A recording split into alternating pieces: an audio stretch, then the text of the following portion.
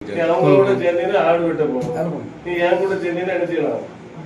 வேதத்தை சிந்தியா நீசமா ஒன்னும் கொஞ்சம் ஸ்ட்ரிக்ட்டுன்னா ஸ்ட்ரிக்டா இருக்கு.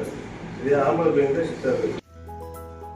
நாகர்கோவில் என்ஜிஓ காலனியைச் சேர்ந்த 9ஆம் வகுப்பு படிக்கும் மாணவன் ஒருவன் தங்களது குடும்பத்திற்கு வேண்டாத சிலருடன் சேர்ந்து சுற்றி வருவதாக அவனது தாய் அளித்த புகாரின் பேரில் மாணவனை சுசீந்திரம் காவல் நிலையம் வரவழைத்த ஆய்வாளர் அதாம் அலி அவனை தனது இருக்கையில் அமர வைத்து அறிவுரைகள் கூறி அனுப்பி வைத்தார்.